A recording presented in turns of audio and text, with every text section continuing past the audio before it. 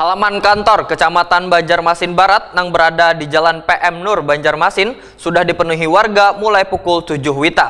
Ratusan warga ini rela mengantri wan saling berdesak-desakan lantaran ingin menukar baras, hintalu maupun bahan kebutuhan pokok lainnya di Bazar Pasar Murah yang dilaksanakan Dinas Perdagangan wan Perindustrian Banjarmasin, Baisukan, Kamis 9 Februari 2023.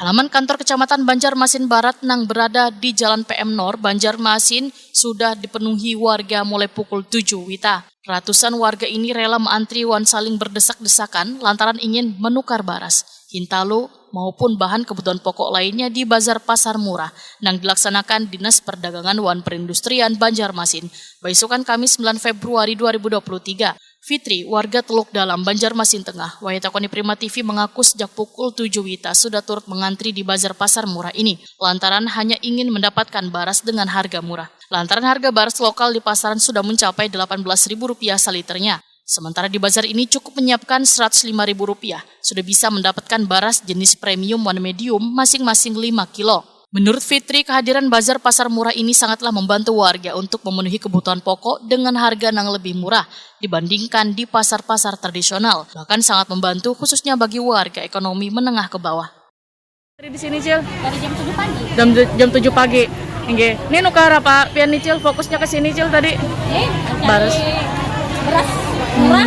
Nggih. Cari gula. Nggih. Hanya gulanya habis sudah.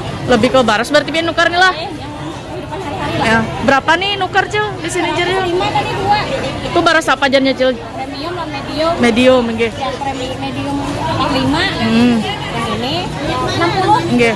Oh, yang premium 60 lah. Nggih.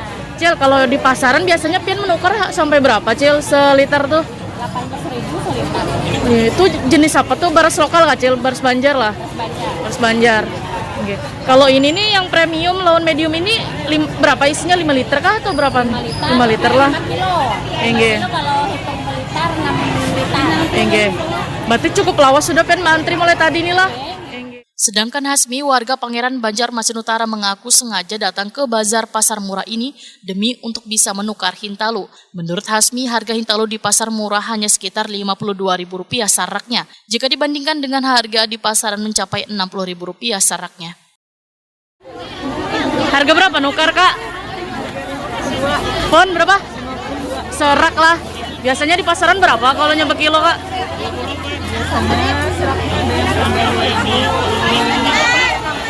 60 lah. Berarti nu naik bener loh ini lah.